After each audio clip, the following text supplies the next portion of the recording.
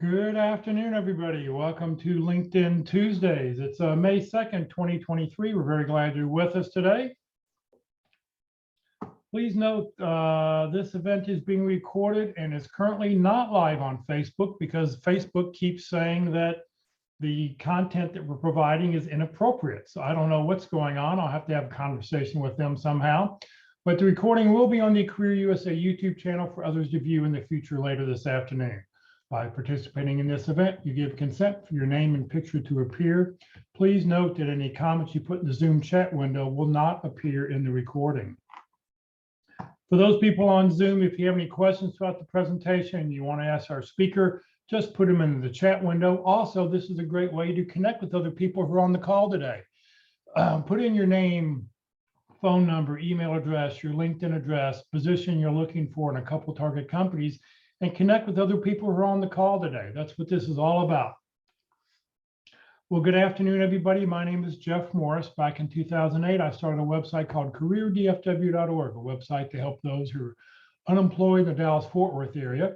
In 2012, I launched the second website, careerusa.org.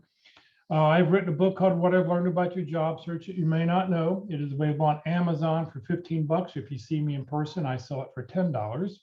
Since 2007, I've been facilitating and leading the North Dallas Plano Career Focus Group. The group's been around since the late 1990s, and at the end of this presentation, I will tell you about our upcoming program. And since 2017, I've been a member of the practice interview team. I'll talk more about that at the end of this session, but remember, your resume and your LinkedIn profile isn't going to get you a job. What it will get you is a phone call. How well you practice your interviewing skills, that's what's going to get you your next job. Well, we have 4 outstanding speakers who talk all about LinkedIn. They rotate through on a monthly basis. Today, our speaker is Kurt VandeMotter. He's a retained search executive at Linked Executive Search, and today he's going to talk about LinkedIn from a recruiter's eye. So, Kurt, thank you very much for being with us, and I'll turn it over to you. Can you hear me? I can hear you. Oh, that's good, because I was having issues with my microphone yesterday. So I'm glad that it's working. You want to share your screen, Jeff, and then I'll get over there and start. Okay. Okay, so I've got it, and I'm going to go. Can you see that now? Not yet. Hold on a second. Let me go back. Jeff knows I'm not the. Okay. Okay, here we go. I pulled it up. Let's see if I can find it. We'll go here. Okay, so hold on while I just get some of this out of the way, and then I'm going to start from quickly here. Okay, so what we're here to talk about today is Linked Executive Search. And let me just do some brief introductions first, and then just remind everybody that this meeting is your meeting. It's not my meeting. So if you've got questions, if you've joined us because you have questions about how recruiters use LinkedIn, or how to talk to a recruiter, or any other questions that you might have, now's the time. So don't wait until the end. If you've got questions, go ahead and throw them into the queue, and Jeff keeps an eye on that, and he'll update me. But I sincerely mean that this hour is for you. It's not for me. I do this every day. So again, hopefully I'm able to provide you some ideas and suggestions that will help accelerate your search. So a little bit about me. As you can see, I'm old. I've been in the recruiting business for 16 years. But before that, I was in corporate America. I worked for companies like Pepsi, Dr. Pepper, 7-Up, AT&T, and then I did startup technology companies. And I ended my career when I was 48 years old, 49 years old in corporate America, and decided to go ahead and open my own search firm. I decided I was tired of working for everybody else and them making a lot of money, and I'm always on the chopping block. So anyway, long story short, I've been doing this for about 15, 16 years. I've filled, gosh, 1,000 jobs. That's just a statistic, means nothing. and recognized by Forbes as being one of the top retained search firms in the United States. So that's quite an honor, and certainly is good for marketing as well. But let's get into the brass tacks of what we're here to talk about. We can talk about me anytime, but let's talk about you and your job search. So the basics of what we want to talk about here are that LinkedIn a number of years ago went to, or not, they didn't necessarily go to, but one of the top retained search firms in the United States and the world, a small company by the name of Korn Ferry, went to LinkedIn and said, we have an applicant tracking system, or we have a tool that we track and we get resumes, we capture candidates' information. But the bottom line is that data is outdated every night when we shut off the lights. And the reason is because you might have given Korn Ferry a resume 3 years ago, 5 years ago, 8 years ago. They put it in their database, but it's not current based on where you're at today and what's going on. So they needed and wanted a tool that they could use that would help them keep more, or help identify candidates, but help also help candidates keep their data current. So you have this product called LinkedIn, and LinkedIn was, I don't even know what year it was established, but it was a long time ago. And I can remember going to networking meetings with people like Dennis O'Hagan, and they would say, are you using LinkedIn? And half the room wouldn't even know what LinkedIn was. I don't think we need to go there today. I think everybody on this call knows what LinkedIn is. So if we back up and I remind you that Korn Ferry helped develop this product called LinkedIn Recruiter, okay? And so what they did is they developed this product that we're going to go in and look at right now in a few minutes here. And but what they did is they built a separate set of APIs that they put on top of LinkedIn. So when recruiters, this is really important, everyone, when recruiters are in LinkedIn Recruiter, when we're not in LinkedIn Regular, but we're in LinkedIn Recruiter, okay? And we pay a lot of money to use this service. They don't lower the prices, and it's not a cheap tool to have. But when we're in this product, you as a candidate cannot see me anywhere. I don't show up anywhere. When you go in and check your LinkedIn profile and you see that 22 people looked at your profile, you might even have recruiters, or you might have people that you don't know their names. I am not in that category. I'm invisible 100%. And the reason we have to be invisible is because you'll see that I have the ability when I start a search that I can look at a lot of profiles really quickly. It's not uncommon for me to bury myself in my office for 2 or 3 hours, and I can look at 400 or 500 profiles because I'm zooming really quickly as far as what I'm looking for, based on a current search that I might be engaged with. So I can look at a lot of profiles, and if every one of those profiles saw me in their LinkedIn and then they sent me a note and said, "Hey, Kurt, I saw you looking at me," I'd never get anything done. And so that's the reason that we're invisible, and we'll continue to be invisible forever. The one thing that I want to kind of put out there, Jeff, that we haven't spent a lot of time talking about in the past is in the search business, or just in general business today, there's a whole lot of conversation going on about AI, artificial intelligence, okay? And I am starting to actually use a product that is the name of the product is called Sinecure, Sinecure.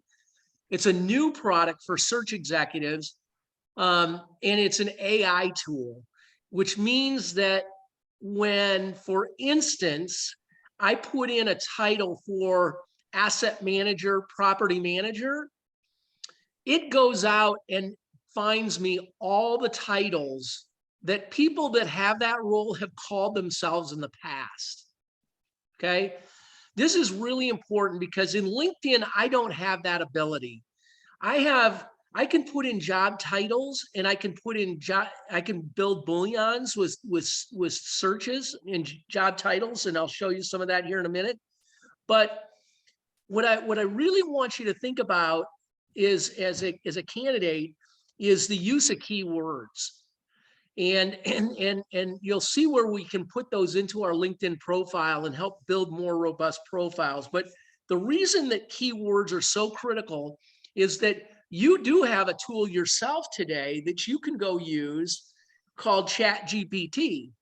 And you can go into ChatGPT and say, give me the similar titles to an asset manager and a property manager, and it'll spit out to you in less than 5 seconds another 40 titles, okay? Those titles may be helpful and may be keywords that you'll want to include in your LinkedIn profile, because these are keywords that maybe a recruiter's not looking for a property manager, but maybe they're looking for something that's, you know, a tweak of that. And there's a different set of words that you're using. And if you don't have those words in your LinkedIn profile, you're not going to get found.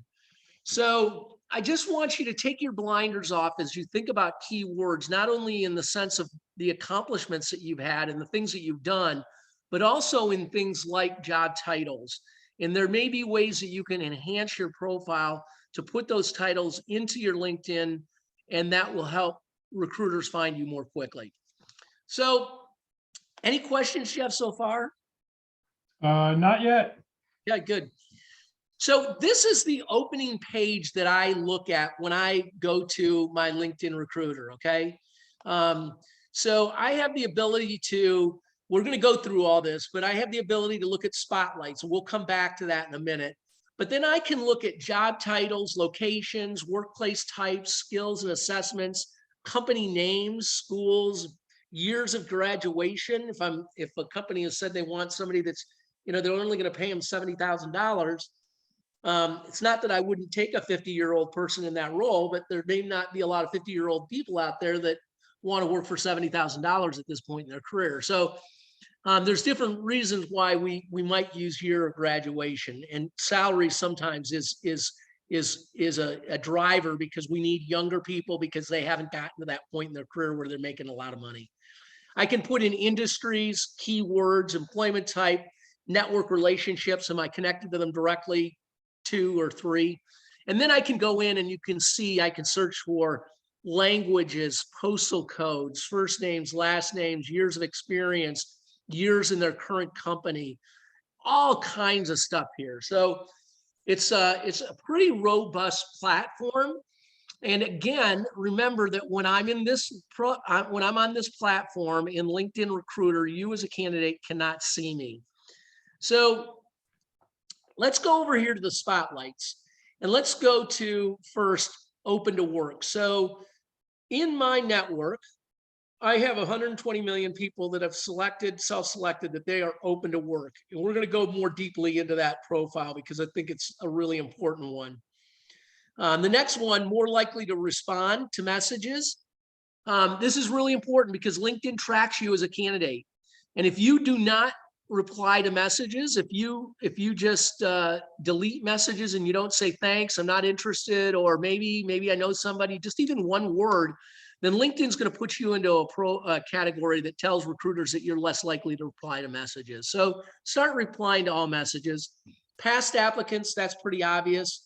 Internal candidates, that's, because I'm such a small company, I don't even know who those are. I could find out, but I don't know who those are. People that are engaged with my talent brand, and then people that have company connections with me. So 19,000, 7.9 thousand people. So these are really key indicators. Now, the one that we really want to look at is this open to work. And there's always conversations, and I'm quite clear on my recommendation to you as a candidate. If you are actively looking, so as a recruiter, you are either active or you're passive. Active candidates are unemployed. They are not working for a company today, and they are actively looking for new opportunities. Passive candidates are candidates that are employed today, but they're passively looking for the right opportunity. They're having discussions with recruiters, but they're not necessarily, they're not unemployed, and everything's got to be confidential when you talk to them.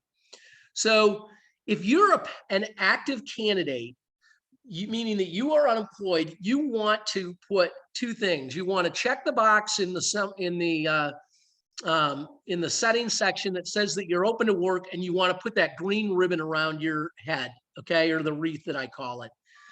And here's why, is because if you just tell recruiters that you're open to work, you'll see where we can look at both of those. We'll see candidates that fall into both of those categories. And they're an active candidate, but they just told recruiters they're missing a huge audience. And that audience is an audience of people that you have worked with and that you know that are always or actively looking at LinkedIn, okay? And so if they're not a recruiter and they're just in LinkedIn, okay, and you haven't put the green wreath around your head and they see your profile and it doesn't have that green wreath, they may go, hey, Jeff Parsons, great to see you, you look great, okay? But if you have that green wreath, they know you're actively looking and it may start a whole new conversation. Jeff, I had no idea that you were actively looking for a new opportunity. We've got some jobs over here that you should consider. Can I make an introduction? You've got each other's phone numbers and it can accelerate conversation. So if some of you have a pride factor that you don't want to put that around that wreath on, I get it. I understand it. But here's a time where I would say, suck it up, put your ego aside. It's okay. Millions of people tell the rest of the world that they're actively looking for a new job and it won't do you any harm. Okay. So we can talk about this if people have other questions or other insights into that. But in general, that's the rule that I follow. Why is it important for active candidates for recruiters to know, excuse me, is because if you're an active candidate, you're available more likely to start sooner than somebody that's a passive candidate.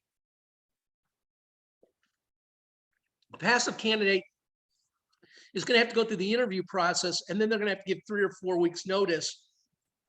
And they may not be able to start until the second quarter or the third quarter. So if you're an active candidate, don't think of it that recruiters are going to stay away from you, because we're looking for the best available athletes. Being unemployed is not like it was when I was growing up and my father came home and said that he had lost his job, and it was table talk. Nobody was to tell, don't go to school and tell all your friends that your dad's unemployed. Okay. We live in a different society today. So it's not bad to be unemployed. So take advantage of those two abilities that LinkedIn gives you to communicate with recruiters. The next big thing that I highly recommend to candidates, and we're going to get into a search here and you'll see why it's important, is that in your summary section, it's the most unused or the best real estate available. It's the cheapest real estate. Jeff, how many characters can go into your summary? 1,500? I think it's 2,000 or 2,200. 2,200. That's a lot of characters. And so if you're not taking advantage of the summary section and using those 2,200 characters, then again, you're potentially missing out on an opportunity to put other keywords into your profile that will help you get recognized by recruiters more quickly. Okay. So take advantage of making sure that in your LinkedIn profile, you put, in addition to keywords, give recruiters and everybody else a chance that looks at your profile, your email address and your phone number. Highly recommend it. You can take this out after you get a job. This is not Match.com. So you should not be getting notes from people that are trying to sell other services. And if you do, you can let it go to voicemail and delete the voicemail, or just delete the email if you don't want to reply. So really no harm, no foul. You're not giving them your home address. You're not telling them where your kids go to school or where your wife works. You're just giving them information that if they really want to get a hold of you, they may be able to find in other ways. So just give it to them up front, because the only other options that we have as a recruiter is to send you an InMail. And why is InMail not the most effective tool, but it's the only one that we have at this point? So the reason is because all I can do is send InMail, and the average, the numbers are astounding. Only about 8 to 12% of the people in LinkedIn reply to messages. So if I send out 100 notes in that 2-hour period, which is a lot of notes, I can tell you up front. Now my return rate's a little bit higher, but I'm only going to get 16 or 18 people that are going to reply to me out of 100. So if you put your email address and your phone number in your LinkedIn profile, you move to the head of the class. Okay. You go right to the top because I want to talk to you. Now I can pick up the phone and call you, and I can determine whether we need to continue to have a conversation within 6 minutes versus waiting for you to reply and then trying to figure out a time to talk and so forth. So it is an accelerator. It will accelerate your search. Take advantage of it. LinkedIn doesn't kick you out for putting it in there. Give recruiters your contact information, email address, and phone number. So, Jeff, before we go any further, I think it is also beneficial. Excuse me, guys. I don't know where this gap came from, but what is the difference of the types of recruiters? Okay, if you don't know that, then this quick update will be a good lesson or a good experience for you, so you can communicate better with recruiters over the term of your search. So in the search world, there's really 3 kinds of recruiters, and they're not good, bad, and ugly. They are internal recruiters. So these are large companies have internal recruiters that work for the company. And internal recruiters, when I was doing work years ago for T-Mobile as an example, their internal recruiters were working on anywhere from 40 to 60 different job racks. So why is that important? Well, when you get a call from a recruiter, there's nothing wrong with saying, can you tell me what kind of recruiter are you? And you want to know, are they an internal recruiter? Well, you know that internal recruiters have a lot of jobs on their desk. They got a lot going on, and they know exactly what the hiring manager is looking for. So you're not going to be able to persuade them by building a bridge between what you've done and what they're looking for. They're going to be very, very specific. Okay. Then the other 2 types of recruiters are contingent recruiters, and a company can hire 2 or 3 contingent recruiters to find or fill a job. But the difference between contingent recruiters is that contingent recruiters don't get paid anything unless they bring the candidate that the company hires. And why is that important?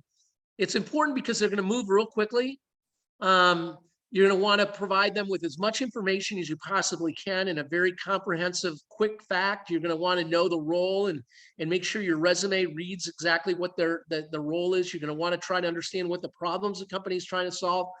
But they're going to move really, really quick because they could submit 5 candidates on a Friday, and Monday they get the call that says we found somebody from a different recruiting organization. And so all those candidates go away, and that recruiter doesn't pay anything. The other thing that you need to understand about contingent recruiters, and not all of them, but sometimes contingent recruiters will use resumes. They'll take your name off of it. They'll take your email address and your phone number off of it, but they'll use your resumes to shop opportunities. So they may send a company 4 resumes that says, we represent candidates like this. If you've got jobs like this open, then maybe we should talk because I can get you some great candidates. You don't ever want anybody else to be using your resume for marketing. So make sure that if you are working with contingent recruiters, that you just let them know that please do not send my resume to anybody without my permission. Okay. And then the third type of recruiters is a retained search executive. That's the bucket I fall into. Companies hire me, they find me, they hire me, they pay me a retainer up front, and they pay me, a percentage of the base salary or the whole compensation package. I'm exclusive, so I'm not competing against anybody else.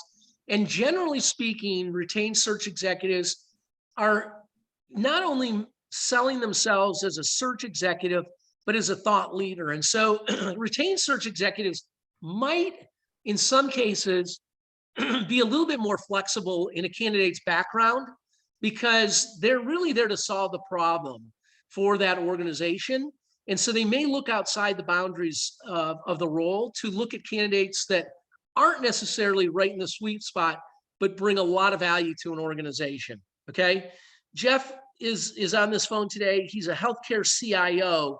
I'm working with a company in Dallas that's looking for a new CEO, but they'd love somebody that's got a really strong healthcare background because they've built the business for 20 years and they're predominantly in the automobile dealer space right now.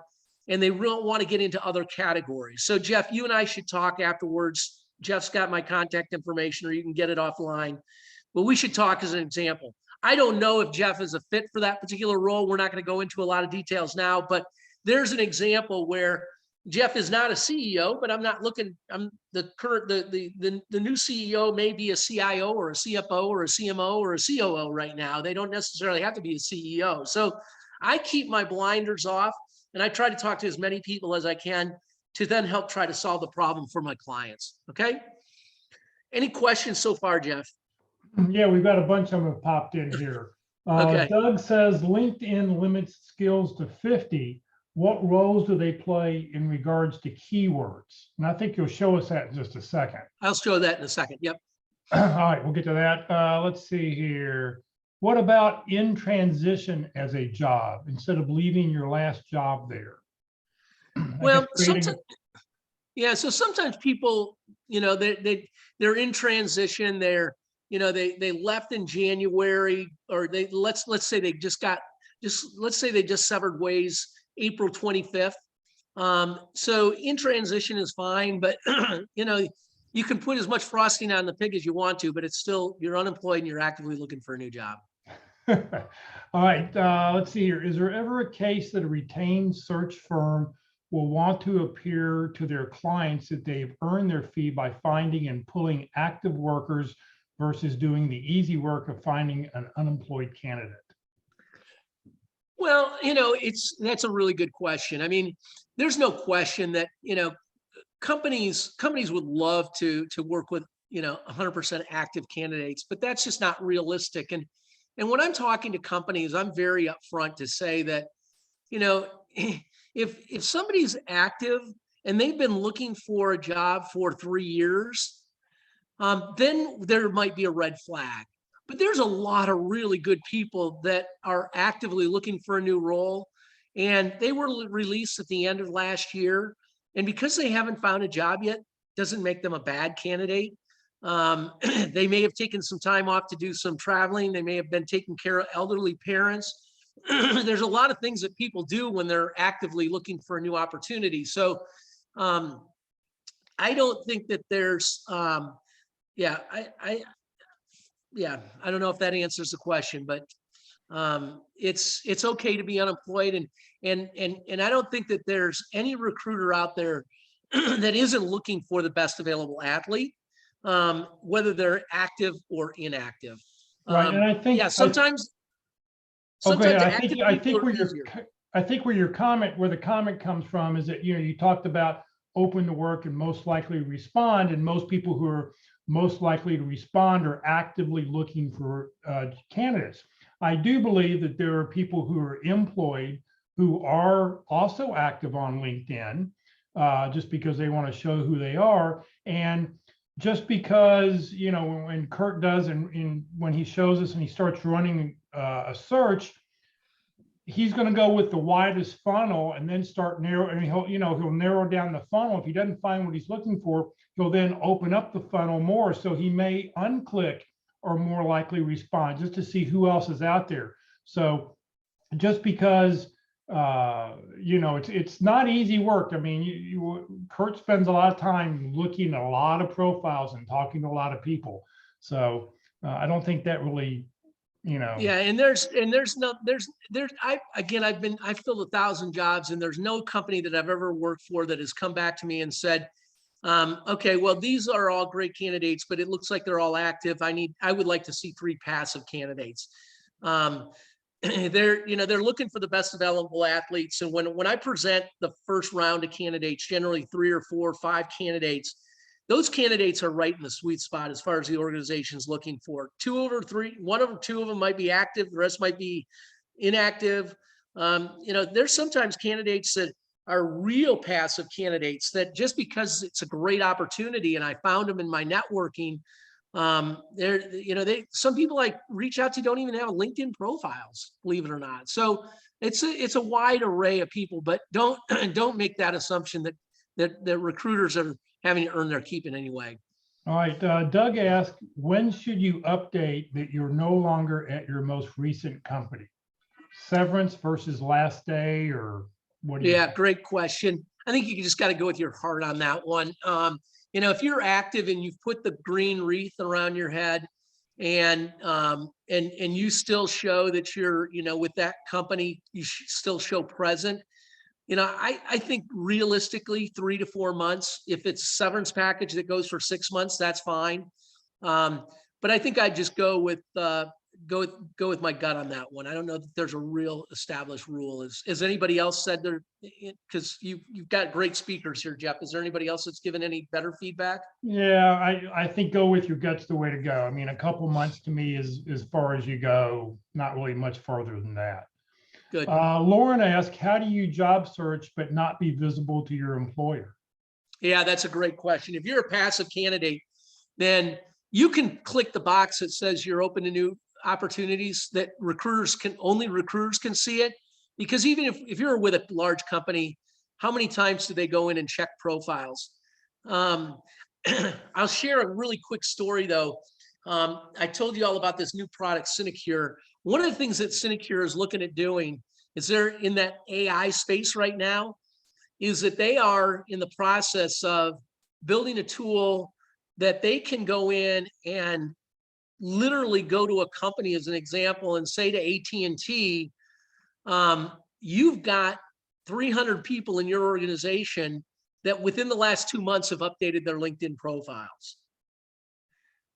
We know statistically that when candidates go in and update their profiles, within 6 months, they generally change jobs.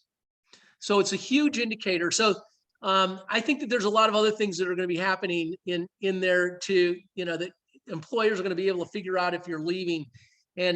But for the most part, if you're a passive candidate, you want to do everything you can to stay hidden, continue your job search. And in that particular case, you're going to have to be very proactive. And I can give you some tips along the way here that will help you as a candidate if you're passively looking. But you've got to take a very proactive approach to your search. You've got to start scheduling time in your day to go take the interviews and make the calls. You've got to make the calls to companies to say, I understand you're hiring for this role. You have to sell for yourself because you're really under the radar and you want to stay there because you don't want to lose your job because you're looking for a job. So yes, you got to be confidential. Your conversations are going to start like this. I really respect you, Jack. Confidentially, I am actively looking for a new job, but I trust you so much. I enjoyed working with you so much. I want you to know in case there's an opportunity that comes across your desk. Okay. All right. One last question. We'll let you get to your search here. I did not put the years of graduation, so I don't age myself. Does that hurt me on the LinkedIn search? No. How does the year of graduation work? Will they find me if I don't list a graduation date? Yeah, they'll still find you, and that's okay. I mean, I tell a story, Jeff, occasionally about a buddy of mine that I hadn't seen in a couple of years, and he's the same age as I am, and we showed up at a networking event, and I was like, dude, what are you trying to do? You colored your hair. I mean, it's so obvious. And he says, well, I'm trying to be a little bit younger, a little bit more hip, and I just laughed. I said, Todd, we're going to figure out how old you are, no matter how old you are. So, we can cover it up for a while, but I don't think there's as much age discrimination out there as candidates want to think that there is sometimes. I'm placing a CEO in a company right now, and if the candidate accepts, I hope he does. He's 57 years, 56 years, 55 years old, or no, he's 60, excuse me, 61, 62 years old. But the company only wants them for 6 or 7 years to help make that transition between the G2s and the G3s. So having somebody older is really an attractive, attractive feature for this organization. So don't assume that everybody wants young people. This organization that I talked to about in Dallas, they hired, in long story, I'm not going to go there, but they hired a CEO, and he was only 29 years old, and they fired him a year later. So, you know, not all these young people have the gumption and experience that we do as elders. So be careful about, don't think that the prejudice is so relevant. Okay, so let's go to a job search. I'm going to search here, Jeff, for an asset manager. Okay, asset management specialist. I can put in, I'm looking for property manager too. Property manager. I could go into, let's go into real estate. Let's go into retail. Retail, it's not a retail manager, not a retail, their business is in retail. So let's leave that out and we'll find another place to put that. So as you saw, I can, when I go in here, I can go to include current, past, or I can go current or past, or current, not current, or past. So again, a lot of features that you can click on based on what you're looking for. In this particular case, I'm looking for somebody in Dallas. Workplace types. I don't put that in there. This company is actually working remote, but they're going to be on site someday soon. So I don't really use that function very often. Skills and assessment, I'm not doing anything in that category. Companies, yeah, JLL is a target, but not necessarily just that. And I want to keep my blinders off, as Jeff alluded earlier. I want to start this search as big as I can. And then based on the candidates that I start finding, then I can start weaning that down a little bit. I really don't care about schools in this particular case. SMU's got a good real estate program, but there's other universities in the country that do. So up front, I'm not going to necessarily just look for SMU students. I think that would be, narrowing the scope too quickly. Here is where I could put in the year of graduation. This is what it looks like. The only reason I would do that here, as I said before, I'm not going to for this search, is because the salary on this is only $70,000 to $80,000. And so it's just theoretically, it's for somebody that's got probably only 4, 5, 6 years of experience. And I've talked to people that have got 7 or 8 years of experience, and I've talked to people that have got 4 years of experience and are making $140,000 or $130,000 already. So that would be the only reason that I would use that. But in this case, I'm not going to. Industries, I'm going to leave blank. I'm going to leave keywords, although I'm going to probably come back and put retail in there, because this organization has about 40 properties in 14 states, and all of them are generally over 1 million square feet, and they're in the retail segment. So flat roofs and big parking lots is what they're looking for, people that can manage that kind of, in that kind of environment. Employment type, if I was looking for somebody that was a contract, then I could put that in there, but in this case, it's a full-time. So I'm going to just leave it open for everybody. And then network relationships.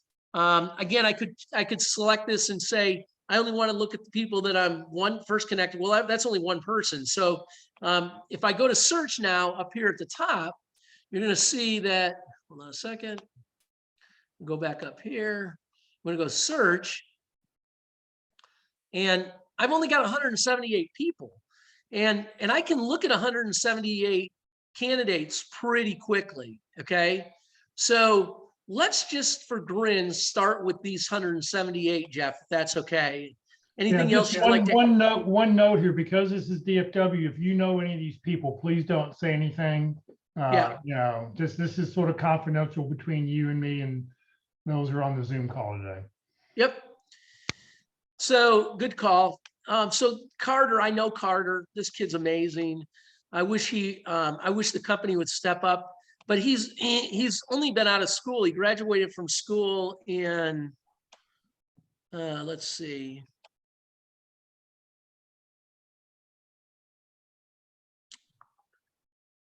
where did he go? I saw it earlier. I know his background. He graduated school about 6 years ago. But he's already making a lot more than what I got to offer. So he's not an active candidate. He's a passive candidate. Great example of somebody that is not actively looking, but he and I had a conversation. Okay. Yeah, also, if you notice over on the very left-hand column, you'll see there that he's got 178 results, but only 52 people have said they're open to work. So, Right. you know, Yep. just wanted to point that out. Right here. So I could go over here and just look at the people that are open to work, because I know that these people are more likely to communicate with me really quickly. Okay. What I'm looking for is somebody that's active. These are all active candidates. Here's somebody right here. Okay. So I don't know Charm. And again, if somebody on the call does, this is confidential, but here's an active candidate and here's her summary. Okay. It's three sentences. So she's an active candidate, actively looking. Okay. Now she ended in January 2003. So she is actively looking for work since January. Somebody asked, when is it appropriate for her to put that up there? She changed it. So this is a candidate that is unemployed. She was with JLL. She was a lease analyst here, senior legal lease administrator, underwriting analyst. She worked JL BNSF, managed railway real estate right-of-way portfolio. So that is not what I'm looking for, okay? But Charm should be putting in her contact information in here, and she should make this a lot more robust. I would tell you that here she's done a good job of using keywords in her experience section, and she's written this not as a job, not as a resume, but she's used it more in a sentence format. So that's the format that as a candidate you want to use. And if you do use that, you'll see how you can incorporate a lot of great keywords into your profile that'll again help accelerate the conversation for you and recruiters reaching you. Okay. So let's go to, see, all these guys are active. They're all open to work, but look at how few of them have actually taken the opportunity to give us the heads up for everybody in their network. And I'm telling you that is just a huge mistake. Here's another one that's actively looking. Let's look at Tina for a minute. So she was an assistant property management with Victory Real Estate Group. Here again, she's missing out on huge opportunity. Give me a lot more, or any other recruiter, a lot more information about what she's done in that summary section. She's done a pretty decent job here. She's an assistant property manager. So that might not be a bad candidate for me to talk to. She's got totaling 350,000 square feet, so a lot of square footage. She's been in property management for a while. I don't know Holt and Lunsford, so I can click on it and I can go over here and check it out real quickly to see who they are. I can see that they are, values, customer base, full service, third-party commercial real estate company. Core lines of business include development, construction. So they're a full property developer, probably as much as anything else, leasing, property management, construction. So probably not exactly what I'm looking for, but she's an active candidate. So why wouldn't I maybe have the conversation with her to try to learn a little bit more about her? And, sometimes the way I go about this as well is that maybe she knows somebody that I should know. Not all recruiters think that way, but there's many times that I'll reach out to candidates, and as I have a conversation with them, I realize this isn't the best fit for you, but maybe there's somebody in your office that I should know. So let's say I want to reach to Tina. Okay. I'm going to send her an in-mail. So I go here and I send an in-mail. I've got the ability to quickly pull up Asset Manager, and I'm just going to put in here real quickly. This is a pretty brief or a pretty long note from most case, but it says, great people know great people. You may know somebody. I'm looking for somebody that's got these skills. Here's my contact information. Let's get out of LinkedIn and send me a note in to my email address so that we can get to know each other a little bit better. I can go in and attach the job brief. So I can go in there and put asset manager, and then I can send it. Okay. I can then save her to my project. Okay. So I can select the project, and I have reached her. So I connected her. And so this tool acts in some regards as a miniature applicant tracking system in some cases, because now I can go to that project and see these candidates and follow the communication. It also gives me the ability to look at similar profiles. So if I like Tina, maybe there's some of these candidates in here that I'd be interested in as well.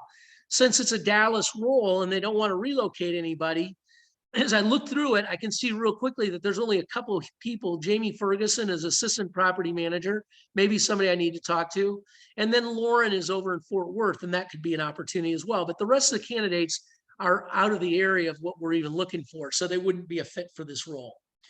Any other questions, Jeff? Yep. Oh, where did it just go? It just popped on. Regarding location, does it hurt your chances of getting a job in a certain area if you don't currently live in but are willing to relocate? Is location something recruiters use often? Yeah, so locations is something we use regularly, because when we have to relocate somebody, it just adds a lot of hair to the whole conversation. Up front, when I talk to companies, one of the first conversations I have is, depending on the role, obviously, but are you willing to relocate somebody? I told you that I'm in the final stages of negotiating this package for a CEO down in South Dallas, South Texas. And the community that they're in, they're about an hour, about 45 minutes west of Austin. Somebody has got to relocate to this community. Okay, so every conversation with every candidate that I had going into it was, are you willing to relocate down to this market? Because working remote is not an option. Even though you're going to be traveling a bunch, they want somebody that lives in that community and is the voice of that family living right there. So what I do see a lot of these days is candidates that put on their LinkedIn profile the United States. So they're just saying that they live in the United States, and they may then put some wording into their profile that says that they're open to new opportunities and they're open to a relocation. But if I don't have a budget to relocate somebody, as good as they are, and candidates might say, well, I'll relocate myself. Well, yeah, you might, until you get home and you talk to your wife and you realize how expensive it really is going to be to relocate. And the company's not willing to spend any money on that, then that may not be a fit. So I hope that answers your question, but in general, you should keep the city that you're living in and use open to relocation or something in that category versus trying to play tricks with locations. Okay. Well, and following up, instead of using Haslett, Texas, should I be using Fort Worth, Texas instead? Yeah, that might help you as well. Exactly. Okay. Yep. See, what does the attribute past applicant mean, and when does it reset or fall off? It's as long as I've had LinkedIn Recruiter. So I've been a LinkedIn Recruiter subscriber for 9 years. And so all of those past applicants are as long as I've had this product in this tool. Okay, one more question, and I know the answer to this one.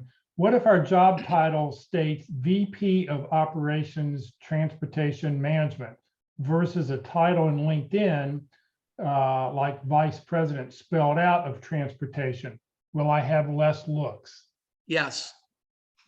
You want to use the default. If you notice, when he typed in, he started just typing in and then selected what LinkedIn provided. So I think that's what's really, really important here is that, use the default job titles that are in LinkedIn.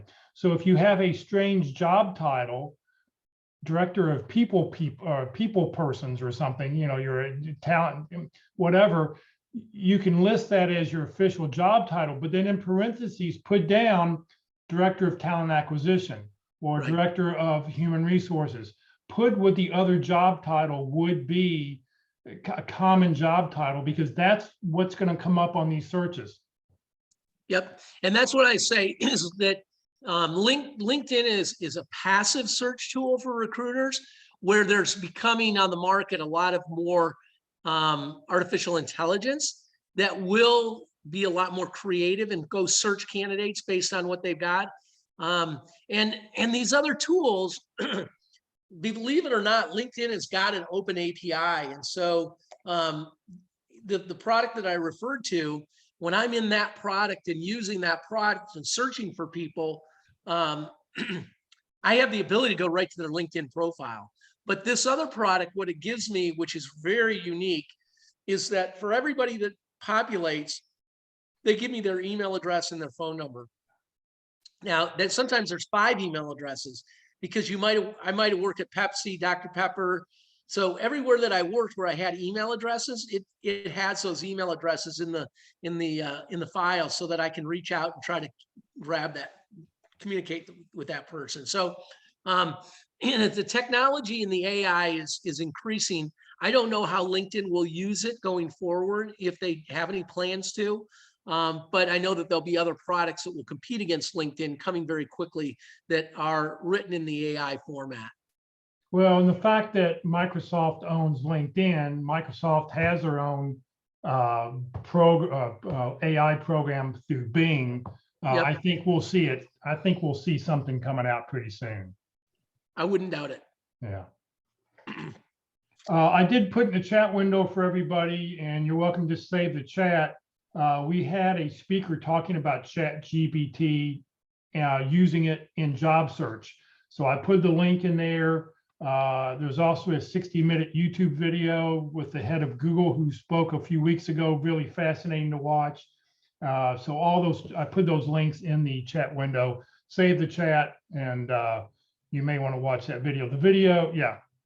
So Excellent stuff. Good stuff. Any other questions? there's no other questions right now. Okay. So Jeff, follow up with me, Jeff Parsons, or Pearson, I'm sorry, Pearson. And Jeff, I'm going to back off because I've got to go get a meeting going with another client. All right. Well, Kurt, thank you very much for your time. Appreciate it. It's always really fascinating information. And so, yes, thank you very, very much. Next week, our speaker will be Locke Alderson. He's going to talk about how to use LinkedIn for job hunting, strategies to get results. So join us for that next Tuesday. I need everybody, please raise your right hand and repeat after me. I, Jeff Morris, promise to always send a personal note whenever I send a LinkedIn request to connect with anyone. This includes when I use my cell phone or my computer. Very, very important. I get LinkedIn requests every day. I'm sure Kurt does. I'm sure you probably do. Do you just connect with everybody? I only connect with people who I know why they want to connect. Just something that tells me you saw me here today or something. When you see a white connect button, it will automatically send that generic invitation. It's like, oops, I can't do anything. So if you see a white connect button, click on the person's face, then look for the blue connect button. And if you're on a PC or desktop, that will allow you to send a personal note. If you're on your cell phone and you see a blue connect button, you want to click on the little 3 dots that are just off to the right, and that will open up a submenu that will say send a personalized invitation. So be very careful on your cell phone if you're trying to send an invitation. Personally, I don't like the mobile app. I only use the web version of LinkedIn, but that's just my personal preference. Career DFW and Career USA, we're putting on training 4 days a week. Please join us. Tomorrow, the practice interview team will be meeting in person only tomorrow on the 1st and 3rd Wednesdays. So if you'd like to come join us, we actually have an interview going on. You'll be able to watch an actual practice interview. We're at Christ United Methodist Church, 3101 Coit Road in Plano. It's the southwest corner of Parker and Coit. It'll be from 1 to about 3 o'clock. No online Zoom or Facebook Live. Our next online session will be a week from Wednesday on May 10th. On Thursday, it's the first Thursday of the month, so we're going to talk about effective resumes. We're going to talk about the best practices for an effective resume. And then if anybody would like to share their current draft resume, we'll be glad to take a look at that on Thursday. This Friday morning at the North Dallas Plano Career Focus Group meeting, the first Friday of every month, we always talk about open forum. We talk about whatever it is you want to talk about, and then you're able to then give feedback to other people who are asking questions. So come join us this Friday morning. We are meeting in person this Friday, but we will be on Zoom or Facebook Live. Come join us in person. A bunch of us go out afterwards to lunch and stuff. So it's a great time to meet other people, get out, come see us. You'll enjoy it. You'll get to really know somebody by meeting them in person. If you'd like to join the Career DFW or Career USA LinkedIn groups, you're welcome to join one or both. You do not need to live in the Dallas-Fort Worth area to join the Career DFW group. I just happened to start that when I started the website. This session has been recorded. It will be on the Career USA YouTube channel only because Facebook didn't load up correctly. On the Career USA YouTube channel, click on playlist. I've got over 500 videos posted, so the best thing to do is click on playlist. It cuts it down to one of 7 different playlists. And then at the very bottom of that, pick the one you want, and very at the bottom where it says view full playlist, click that, and then up will come a list of all the different dates and topics and what you can then go back and watch. It'll take a couple hours for this video to be uploaded, probably 4 or 5 o'clock before it's up on the internet. If you're not receiving emails about our workshops and you happen to just click on the Career DFW or Career USA websites, you can scan this QR code right here, or you can send an email to Career USA plus subscribe at groups.io. You don't have to put anything in the body of the email, just as long as you send it to this address, or if you click on that little QR code, it'll start an email for you. Remember, Career DFW, we're a 501c3 nonprofit organization. All of our speakers are volunteers. Kurt's a volunteer. I'm a volunteer. Everything I've done over the last 14.5 years has just been to help you land your next great opportunity. So thank you for joining us today, everybody. Have a great afternoon, and hopefully we will see you later in the week.